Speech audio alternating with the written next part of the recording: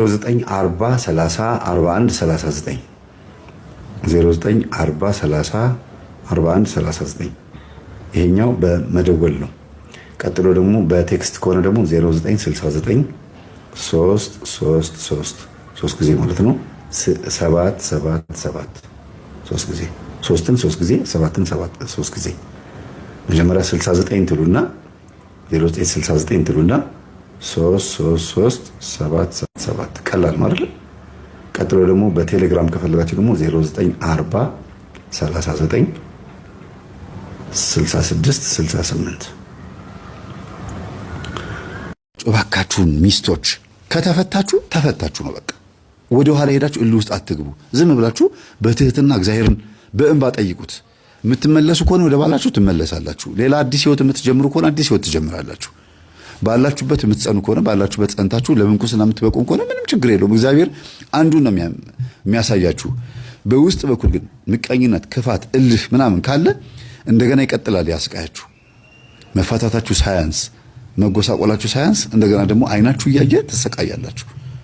ደስ የሚል ህይወት አትኖሩም። ዓመት በዓል ሲመጣ ይከፋችኋል። አዲስ ዓመት ሲመጣ ይከፋችኋል። ያለፈውን ህይወት እያሰባችሁ ብዙ ነገር የምትጎዱት የተፈታችሁ ሚስቶች ነው የምላችሁ። አዲስ ደግሞ የተፈታች ሚስት እንዳለች እያወቃችሁ ደግሞ አዲስ የገባችሁ ሴቶች በጣም በጣም ተጠንቀቁ። ልጅ እንዳለው የምታውቁ ከሆነ ለልጁ ፍቅር ስጡ። እልህ ውስጥ አትግቡ። አብራን ከርት ወይ ልጁ እንደዚህ አስቸግረኝ፣ ይሄ ልጅ ከዚህ ያስወጣው ተንኮል ያላደረገውን አድርጓል ብሎ ልጁ ጥላቻ እንዲያድርበት ክፋት እንዲያድርበት አድርጎ መልሶ የእናንተን ልጅ ነው የሚደፍርላችሁ። ሴት ከሆነች ደግሞ የእናንተ ቤት መልሶ የእናንተ ቤት ጠላት ነው የምትሆነው። እንጀራ እናትነት በጣም ከባድ ነው፣ መጥፎ ነው። ወደ አይደለም በእርግጥ እንጀራ እናት የሆነችው ወይም ደግሞ ክፉ የሆነችው ግን እናንተ ለልጁ ፍቅር ስትሰጡ የልጁ እናት እናንተን ተወዳችኋለች እኮ። እንዴት ነሽ ደህና ነሽ ብሎ መጠየቅ አንድ ነገር ባታረጉትም ግን ቢያንስ ለልጁ ጥሩ ፍቅር መስጠት፣ እናትህን ውደዳት ብሎ እናቱን እንዲወዳት ማድረግ፣ ላንቺ ብቻ ፍቅር እንዲሰጥ ሳይሆን እናቱንም ሄዶ እንዲጠይቅ፣ ለእናት ይሄን ግዛላት ይሄን አርግላት እያሉ ልጁ ሁለት እናት እንዳለው እንዲያስብ ማድረግ ነው ያለባችሁ። ማዳላት ራሱ የለባችሁ። የእውነት አግብቶ የመጣ ማነው ወልዶ የመጣ ባል ካላችሁ ማለት ነው። ወልዶ እንኳን ባይመጣ የሆነች ፍቅረኛውን ትቶ አንቺ ጋር መጥቶ ካገባ በኋላ ፍቅረኛውን በስልክ የሚያናገር መስሎ ከተሰማሽ ማለት ነው ኃይለኛና ነብር መሆን አይጠበቅብሽም። መጀመሪያ ለባልሽ ነው መጸለይ ያለብሽ። ለምን? የዝሙት መንፈስ ይስበዋል ወደዛ። ያችኛዋም ወዳ አይደለም የዝሙት መንፈስ ይስባታል። የመጀመሪያ ፍቅረኛው ከሆነማ በቃ ጭራሽ አንቺን ከመጤፍ አትቆጥርሽም። ደፋር ነው የምትሆነው፣ ኃይለኛ ነው የምትሆነው። በይ ይላታል። እንደገና የራሱ የባልሽ ደግሞ የዝሙት መንፈስ ከእሷ እንዳፋታት ሁሉ ከአንቺ ሊያፋታ ይፈልጋል። እንዲያገባ የማይፈልግ መንፈስ ሊሆን ይችላል። ወይም ደግሞ ሴት ዛር አይነት ጥላ ካለችበት ከዚችም ከአንቺም ከምትቀጥለዋም ከሌሎችም ከበፊት ከነበሩትም እያፋታ የመጣ ሊሆን ይችላል ይሄ መንፈስ። ስለዚህ መጀመሪያ ለባልሽ ነው መጸለይ ያለብሽ፣ ለራስሽና ለባልሽ። በቃ ስሙን ጽፈሽ መስገድ መቁረብ ከቻልሽ፣ ካልቻልሽ ደግሞ ሱባኤ መግባት ማልቀስ። እግዚአብሔር ሆይ እባክህን ወዶ አይደለም ብዬ መጀመሪያ ነው ማሰብ የምፈልገው። መልካምነት መልሶ ስለሚከፍል ከዛ ነገሩ እየበዛ ሲመጣ ቁጭ አድርጎ መምከር። ይኸውልህ እኔ እኮ እንደዚህ ነገር ደርሼበታለሁ፣ ለአንተ እየጸለይኩ ወዶ አይደለም ብዬ እያሰብኩልህ እየጸለይኩልህ እየሰገድኩልህ፣ አንተ ግን ብሶብሃል ና እስቲ እንጠመቅ ብሎ ደግሞ ማፈንዳት ጉዳዩ። ከዛ ያንቺን መልካምነት ያንቺን ጥሩነት ለሱ እንደምታስብለት ጸበል እንዲጠመቅ መፈለግሽን ሲያቅ ፍቅሩ ወደ አንቺ እያዘነበለ ይመጣና የወንድ ልጅ ደካማ ጎን ባንቀልባ ታዚያለሽ። ወንድ ልጅ ደካማ ነው በውስጡ በባህሪው በአንዳንድ ጉዳይ ላይ። ስለዚህ ከልጅሽ እኩል ጡት የምታጠቢው ከልጅሽ እኩል ጡት ስለ ይሄን ጡት ማለት አይደለም ሹሩሩ የምትይው ማለት ነው። የምታዝሊው አይዞህ የምትይው ጸጉሩን እየዳበስሽ እንደ ልጅ የምታስተኙ ባልም ያለሽ ልትኖሪ ትችያለሽ። ያለሽ አማራጭ ምንድን ታውቂያለሽ? የእውነት ነው የምልሽ ወደ እግዚአብሔር ብቻ ማሳሰብና ያንን ደካማ ጎኑን እንደምንም ብሎ ለመቅረፍ ከራስሽ መጀመር፣ አንቺ ላይ ያለው ነገር መጀመሪያ ማሰር፣ ወደ ባልሽ ሄዶ ባልሽን መጥፎ እንዳያረገው አንቺ ጋር ያለው አንቺ ጋር እንዲታሰር፣ ባልሽ ያለው ባልሽ ላይ እንዲታሰር፣ ያቺንም በዛው ባለችበት ደግሞ አርፋ እንድትቀመጥ በሲስተም ነው የሚካሄደው። ትዳር ከፈረሰ በኋላ ምን ትጠቀሚያለሽ? እልህ ውስጥ ገብተሽ ነው አይደረግም ቤተሰብ ጋር ሄደሽ ተናግረሽ ምንድነው ጥቅሙ? እስቲ ንገሪኝ። ጀግና የምትባዩ ይሄ ነገር ኮንትሮል ስታረጊው ነው። ብልጥ አስተዋይ የምትባዩ በዚህ ሴቶች ይታወቃሉ። ግን እልህ ውስጥ ስትገቡ አጠገብሽ ያለውን ስራ ነው የምትሰብሪው፣ ድስትሽን ነው የምታበላሽው። የሚገነፍል ድስት ራሱን ያበላሻል ነው የሚባለው።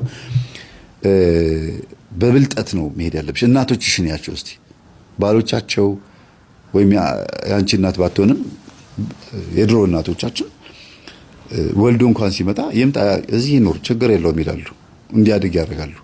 በኋላ መሀል ላይ ወልዶባቸው ከሆነ አንደኛ ነገር ልጁን እያየ ባልየው ወይም አባትየው ማለት ልጁን እያየ አንገቱን ይደፋል። በቃ እጭ እያለ ለምን የሆነ ጊዜ ሄዶ አመንዝሮ ወልዶ ያመጣው ልጅ ስለሆነ አእምሮ ጥሩ አይመጣም። እንደገናም ደግሞ ተመልሶ ወደዛ ወደ ወለደላት ሴት ደግሞ እንዳይሄድ ልጄ ልይ ብሎ እየሄደ ደግሞ ድጋሚ እንደገና ቀመስ እያደረገ እንዳይመጣ መሰብሰቡ ጥሩ ነው። ይሄ እናቶቻችን አሰራር ነው ብላችሁ መቼም ለወንዶች ዘኑላቸው ስል ልክ ናቸው ማለት አይደለም፣ ይገባቸዋል አይደለም። ግን ወንድ ጋር ያለው ደካማ ባህሪ ግልጽ ነው፣ ይታወቃል። በዝሙት አያስችለውም፣ ዝም ብሎ ነው የሚጋልበው። ግን እግዚአብሔርን የሚፈራ ወንድ ደግሞ እንዲሆን ማድረግ ይቻላል ነው እያልኩ ያለሁት። ትዳርሽንም እንዲያከብር አንቺ ጋር ሰብሰብ እንዲል ማድረግ የምትችይው ያንቺ ትልቅነት፣ ያንቺ ብልጥነት ነው፣ ያንቺ አስተዋይነት ነው። ትዳርሽ መያዝ ትችያለሽ፣ ማሰር የትም ቦታ እንዳይሄድ ማለት ትችያለሽ። አንድ ማቃት ልጅ አለች። ስትከራዩ ቤታችሁን ቀድሱት። የእናንተ ቤት እኮ ማለት ነው። በቃ የቤት ኪራይ ብትከፍሉበትም በራችሁን ዘግታችሁ እንደፈለጋችሁ የምትሆኑበት ቤት ነው አይደል? ስለዚህ ቤቱን ቀድሱት፣ ቤቱን ባርኩት፣ ውሏችሁን ባርኩት። ወንበራችሁ ላይ የምትቀመጡ ቢሮ ወንበራችሁ ላይ ጸበል እርጩ። እውነቴን የማይደረግ ጉድ የለም። ስንት ጉድ ነው የምሰማው። በፍላሽ እንኳን አጋንንት ኮምፒውተር ላይ ተሰክቶ የሰው ፋይል ማጥፋት በፍላሽ ሲደገም ቫይረስ ሆኖ ሲገባ ቫይረስ ሆነ ግባ ተብዬ ነው ሲል ስንት ዶክሜንት ያጠፋል፣ ስንት ፋይል ይሰረቃል። እንዴ በቢሮ በኦፊሻል ወይም ቢሮክራቲክ በሆነ ወይም ደግሞ መስሪያ ቤታዊ በሆነ ቋንቋ እኮ ብዙ ገጠመኞች እኮ አሉኝ። ግን አብዛኞቹ ተምረናል ብሎ ስለሚያስቡ ስለሚራቀቁ ተወዋለሁ። እንትን አይሉም፣ ችግር አለባቸው፣ ይፈላሰፋሉ። ይቺ አስኳላ ትምህርትና ዩኒቨርሲቲ እኮ በጣም ብዙ ችግር አምጥታለች። ወይ አልዳንን፣ ወይ እንዲድኑ መንገድ አለቀቅን፣ ወይ አልገባን፣ ወይ አላስገባን። እንዲሁ ደንቃራ ሆነን በህይወት ላይ በመዳን ትምህርት ላይ በማህበራዊ ሚዲያ ላይ ኮሜንት ስንጽፍም ደንቃራዎች እንቅፋት ሆነን ሰዎች እንዳይለወጡ መጥፎ ኮሜንት እየጻፍን እኛ አልተለወጥን፣ ሰው እንዲለወጥ አልፈቀድን። ቤተክርስቲያን ሰንበት ትምህርት ቤትም በአገልግሎትም ወይ አላስገባናቸው ወይ አልገባን። እኛም ደጅ ሰውንም ደጅ አድርገነዋል። በስጋ ብቻ ገብተን እናደርጋለን። በቃ በስጋ ብቻ መወረብ ነው። በስጋ ብቻ ከበሮ መደብደብ፣ በስጋ ብቻ ጽሑፍ ማንበብ፣ በስጋ ብቻ ተሰባብኮ መለያየት፣ ለውጥ የሌለው ህይወት። አንድ ስቴፕ ወደፊት መሄድ ያስፈልጋል። እንደ ወንድማችን የህይወት ለውጥ ለማምጣት ጠላትን ማወቅ ያስፈልጋል። እንደው ጠቋር ስላለን ብቻ እኮ ጠቋርን ደግፈነው አይደለም እኮ አዋርደነው ነው ጠቋር የምንለው። ጥቁርነቱን እየተናገርን የበላይትን ደግሞ ቅድስና እየተናገርን ማለት ነው። የዚህ ቤት አባት የዚህ ቤት ፈዋሽ ቅዱስ መጥምቀ መለኮት ቅዱስ ዮሐንስ ነው። ዝክሩን ያዘክሩ ስለነበረ የፈወሳቸው እሱ ነው። ይሄ ልጅ አይደለም የፈወሳቸው፣ ትምህርቱ አይደለም የፈወሳቸው። ትምህርቱ ለወጣቸው፣ አእምሯቸውን አስተካከለላቸው እንጂ ዋናው ፈዋሽ መጥምቀ መለኮት ቅዱስ ዮሐንስ ነውና እግዚአብሔር ሁላችንንም ይባርከን። እኔም ደግሞ አጋጣሚ ወንጌላዊ ዮሐንስን ታቦት አንግሼ ስወጣ ነው እንግዲህ ይህንን ነገር ያጋጠመኝ። እንኳንም ተገናኘን። በተከራይና በአከራይ ጉዳይ እንግዲህ ይህን ያክል ብዙ መተናል። ሌላው አከራዮች እናቶቻችን ድሮ ታመልኩበት የነበረውን ቤት አፍርሱትና ሜዳ አርጉት። እንደዚህ ሰው እንዲገባበት አታርጉ። ማለቴ ባይኖርበት ጥሩ ነው። በቃ አፍርሱትና ሜዳ ይሁን። እዛ ቦታ ላይ በዮሐንስ ሐጺር ስም በጻድቁ ዮሐንስ ሐጺር ስም አንድ ዛፍ መትከል። ዮሐንስ ሐጺር ምንድነው? በትህትና ምክንያት ደረቁን እንጨት ውሃ እያጠጣ ዓለም ልሟል አይደለም። በቅዱሳን ስም አንድ ዛፍ መትከል ነው። በቅዱሳን ስም እዛ ቦታ ላይ ጸበል ጻድቅ መቋደስ ነው፣ ወይም ደግሞ በጎ ነገር ማድረግ ነው እንጂ መልሶ እንደገና ሰዎች እንዲኖሩበት አድርጎ በቅዠት ሰዎችን ማስጨነቅ በጣም ከባድ ነውና እንደ ኖርማል ስለሚቆጥሩት ነው። ብዙ ሰዎች ችግር የለውም ድሮ ነበር የሚመለክበት እዛ ቦታ ላይ ምናምን ይላሉ። ልጆች ሁሉ የሚያድሩበት ቤት አለ። እኔ አሁን አስታውሳለሁ አንድ ቤት እንጂ ወደ 7-8 ክፍል ቤት ነው ያላቸው። ጨለማ ነው። የኮሪደር መብራት ራሱ የላቸውም። የቤቱ ጠረን ትንሽ ለወጥ ያለ መሬቱ መሬቱ ራሱ ጣውላ ነው። የድሮ ቤት ነው እና ጨለምለም ያለ ነው። በየክፍሉ ውስጥ ገቡ ጨለምለም ያለ ነው። ግን ይከብዳል ቤቱ የባሰ ደግሞ ይከብዳልና ምንድነው ቤታችሁ ግልጥ ያለ አይደለም። አንደኛ ቀለሙ ብራይት አይደለም፣ ሁለተኛ ነገር ደግሞ ቤታችሁ ከባድ ነው። ለምን በአዲስ ዲዛይን ቤቱን አታሰሩትም? ገንዘብ አላችሁ፣ ያው እያየዋችሁ ነውና ቤቱን ክፍትፍት አድርጉት አልኳቸው። እግዚአብሔር ይስጣቸው። ይሄን ነገር በነገርኳቸው በ6ኛ ነው በ5ኛ ወር ላይ የቤት ምርቃት ብሎ ጠሩኝ። የሚገርም ቤት አድርገውት አላቸው ገንዘብ። እውነትም በጣም ጭንቅ ነበረ። ለምን ይሄን ስናገር የሆነ የገባቸው ነገር አለ። የጠሩኝም የገባቸው ነገር ስላለ ነውና የመጀመሪያ በቃ ለውጥ ማምጣት ያለበት ቤት ውስጥ የቤቱን ስታይል መቀየር። ኮሪደሩ ርዝመቱ ጨለማ ነው። ታዲያ በዚህ ክፍል ኖሮት መብራት የለውም እና በዳበሳ ነው የምትሄዱት ማለት ነው። በእዳ በአበሳ ዳበሳ ገብቷችኋል አይደል? በዳበሳ ማለት በእዳ በአበሳ ማለት በመከራ ማለት ነው። እና ቤቱ ሲመረቅ ግን ሲነግሩኝ ሁለቱ መንትያ ልጆች ያድሩበት የነበረበት ቤት ድሮ ይመለክበት የነበረ ቡና ይፈላበት ይጫስበት የነበረበት ቤት ነው። እና አባታቸው በህይወት በነበረበት ሰዓት ቤቱ እንዳልከው አልነበረም። በጣም መብራት ነበረ፣ ብርም አይደለም ችግራችን። እሱ እያለ ቶሎ ይቆጣ ስለነበረ ሁሉ ነገር እኛ እሱ ከሞተ በኋላ ዝም ብሎ ጭቁስ ያለ ኑሮ ነው የምንኖረው። ገንዘቡ እያለ ስሜታችን የተነቃቃ አይደለም። ቤት ውስጥ ስትናገረን ጊዜ የሆነ ነገር በቃ እውነትም ማድረግ እንዳለብን የተረዳነውና አፍርሰ ነው አንድ ትንሽዬ ጠባብ ክፍል ውስጥ አድረው ነው ወደ 5 ነው 4 ናቸው ከቤት ሰራተኛ ጋር ቤቱን አፍርሰውት እንደ አዲስ የሰሩት። ጣራውን 3 ሜትር ከፍ አድርገውታል። ማንኛውም ቤት 2 ሜትር ከ40 ነው አይደል? 3 ሜትር ከፍ አድርገውታል። ለቀቅ ያለ ነው። ኦፕን ኪችን ነው። የሚገርም ቤት አድርገውት ሰርተውት እና ሁለቱ መንትያ ልጆች ታዲያ እንዴት ነው ስላቸው ጊዜ ኧረ መምህር ብዙ ችግር አልፏል፣ ብዙ ነገር አልፏል፣ ተወው ዝም በል ነው ያሉኝ። የምትናገረው ነገር ትክክል ነው። ቤቱ ይመለክበት የነበረበት ቤት ውስጥ ምን እንደተከናወነ እኛ ነው የምናውቀው፣ ብቻ ተወው ነው ያሉኝ። እና አንዳንድ ጊዜ ባካችሁን ቤት ውስጥ ለሚፈጠሩ ችግሮች ምክንያት የሚሆነው ባዕድ አምልኮ ይመለክበት የነበረበት ቤት ከሆነ ጠንቋይ ጋር ደብተራ ጋር ምናምን ጋር ትሄዱ ከነበረ ዛር ይመለክ ከነበረ የዛር ይመለክበት የነበሩ ቤተሰቦች ልጆች ከነበራችሁ ብቻ በአጠቃላይ የመናፍስት አሰራር የሚያውቅ ቤተሰብ ከነበረ ጥቃት አለ። በቃ ይሄ ነው። እግዚአብሔር ከዚህ ነገር ያድነን። መዝሙር 50 መዝሙር 58 መዝሙር 101 እና 102 ይሄን እንደዚህ አይነት ቤተሰብ ካደጋችሁ ይሄን ጸልዩ በየጊዜው 101 እና 102 እግዚአብሔር የሚሰራውን ነገር አታውቁም። እዛ ቤት ላይ በደንብ አድርጎ ነው የሚሰራው እግዚአብሔር። እኛ ዝግጁ ስላልሆነን ነው። እና እግዚአብሔር ቤቱን ይባርክ። እግዚአብሔር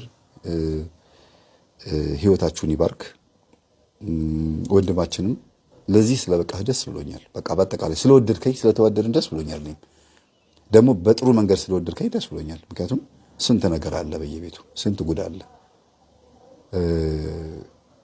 መሸነጋገልም ስላለ ራስህን አውቀህ ስለወደድከኝ ደስ ብሎኛል። ከኔ በላይ ደግሞ ክርስቶስን ወደው ቅዱስ ቁርባን ስለተቀበልክ ደግሞ የበለጠ በጣም አሪፍ ነው። ሁሉንም ቀድመሃቸው ነው የተቀበልከው። ማለቴ ቀድሞ የተቀበሉ እናቶች ቢኖሩም በመንቃትና በማወቅ መቀበል ይበልጣል ብዬ ነው። በጣም ይገርማል። በዚህ አጋጣሚ ቲክቶክ ላይ ዩቲዩብ ላይ አንድ የሆነ እንደዚህ አይነት ህይወት ያሳለፈ ሰው እንትን ታሪክ ሰምቼ ነበረ። እስቲ እንየው መሰለኝ ይሄን ነገር ትንሽ እንስማው እስቲ።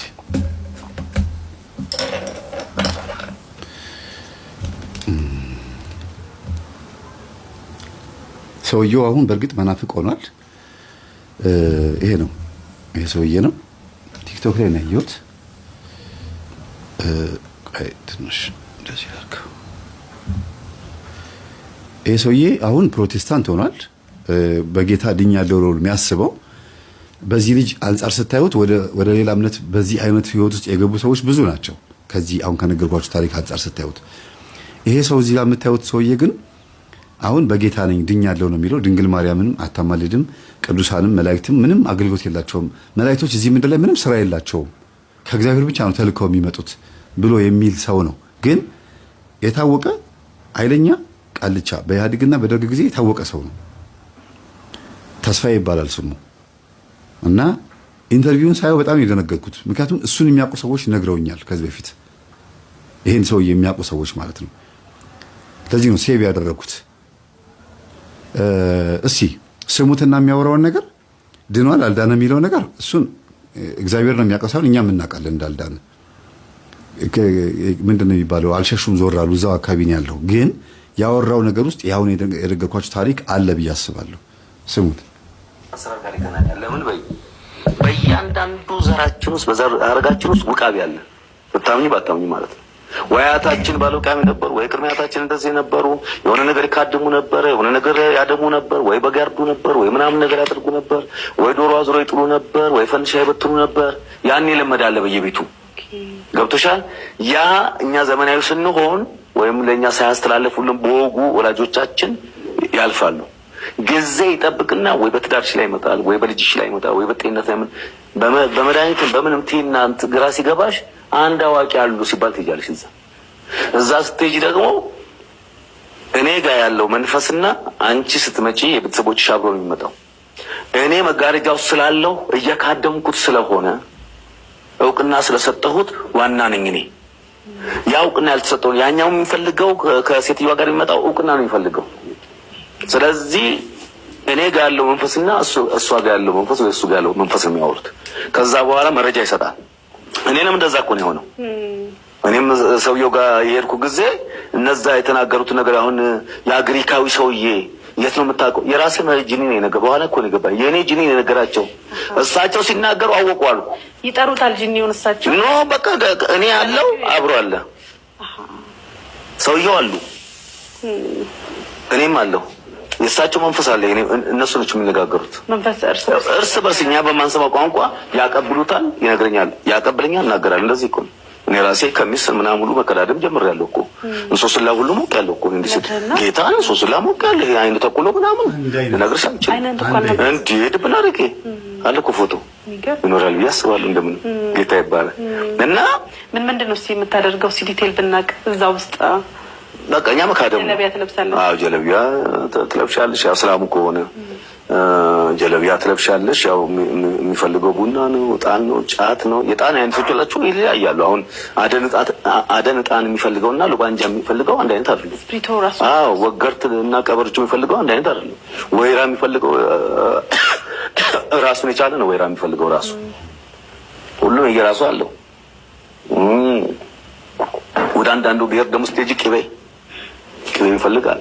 ወደ አንዳንዶቹ ትግሬዎች አንዳንድ ቅቤ የሚቀባው ከአዳሚ ነው ወይስ የሚመጣው ኖ ባለ ያ ሰውየው ያ የታመመው ሰው ያ ችግር ያለበት ሰው በቤቱ ቅቤ ነው የለመደው። መንፈሱ ግብሩ ቅቤ ነው፣ ቅቤ ነው። ጉዝጓዝ ብቻ ይፈልጋል፣ ጫት ብቻ ይፈልጋል፣ ዘፈን ብቻ። ጫት ምንም አልፈልግም ይላል። አሁን እዛ የነበረው በ18 ለ19 የምናከብርለት ትግሬ በረኛ የሚባል ነው። እኔ ሰይፍ ጨንገር በረኛ ነኝ። ባለ 44 ታቦት፣ ባለ 44 ዳዊት፣ ባለ 44 ቤተክርስቲያን፣ ባለ ሺህ ክንፉ፣ ባለ ሺህ አክናፉ ሰይፍ ጨንገር በረኛ ነኝ ነው የሚለው። የገብርኤሉ ጌታ ነኝ ነው የሚለው። ሲመጣ በዘንዶ እየጋለበ ነው የሚመጣው። ሲታይ ብዙ ጭፍሮች አሉ ታጀቡት ይመጡ። ሌሎች ባለ ከራማዎች እያጎሩ ያለ እሱ አካባቢ ላይ ከደረሰ ቁጭ ነው የሚሉት ሰው በሙሉ በመሐመዳው ላይ ይመጣል። ያ ትግሬው በረኛ በጣም እንትን ነው። ሁሉ የራሳቸው መሳላች ጫት ይፈልጋል፣ ዘፈን ብቻ። አሁን ትግሬ በረኛ ዘፈን ነው። እኛ ዋስተናፍቀኝ ስለምን ያጎራሉ። ማስንቆም ሲጫወት እሱ ዘፈን ነው የሚፈልገው እና መጠጥ። ትግሬ በረኛ የሚባል እሱ ደግሞ በጣም የሚወደኝ የነበረው ነው። ጀግና ነች እንደኔ ይላል። እና ያ ጋዜጣ ያን ሁሉ ህዝብ ይዞት ገባ እዛ ከቁጥር በላይ ጫካው በሙሉ ምግብ ቤት እስከሚሆን ድረስ አውሮፕላን በየቀኑ እስኪመደብ ድረስ አውሮፕላን እኮ በሳምንት አንድ በ15 ቀን አንድም እኮ አይመጣም። እንደዛ እስከሚሆን ድረስ ማለት ነው። በጣም ሰራሁኝ። በጣም አባባን ለማስተዋወቅ እንደ አንድ ለምጣም ሰውዬ እዚህ አዲስ አበባ እየጠጣው ድራፍት ለምጣም ሰውዬ አገኘ። እንደዚህ ሆነ ትኖራለን ኮምቦልቻ እንገናኝ አልኩት። አንድ ሴትም እንደዚህ በክራንች ስትሄድ ኢማም ነው ኢማም ተባን ኮምቦልቻ እንገናኝ ምንም ነገር ይሁን ብቻ እንገናኝ ነው የምላቸው። እዛ ከረገጡ ይፈውሳሉ ነው ብዬ ማሰብ እና ያ ወንዝ ያይሽው ወንዝ 7 ቀን 14 ቀን ምናምን እየተባለች የሚጠመቅበት ቦታ እኮ ብዙ አነጋጋሪ ነገር ሆነ። እኔ ከዛ በኋላ ደግሞ እኔ ያገባው እሳት የበላች ሴት ደግሞ ያዘችኝ። እሷም እዛው መንፈስ ውስጥ አለ። አደገኛ የትግሬ ዛሬ ያለባት ልጅ አዲስ አበባ ላይ 2 ቦታ ጀመርን። ሳሪስ እና ኮተቤ 2 ቦታ መጠንቁል ጀመረ። ታዲያስ አስመራ ሄድንልሽ 2 ቦታ አርባታ አስመራና ቃውታ ላይ 2 ቦታ ጀምርን። በፈርስና በደም መታጠብ ይፈልጋል ደግሞ አንዳንዶች የትግሬው በተለይ እንደዚህ ምናምን የሚፈልገው በፈርስና በደም መታጠብ ነው። በጉን ይዞ ይመጣል።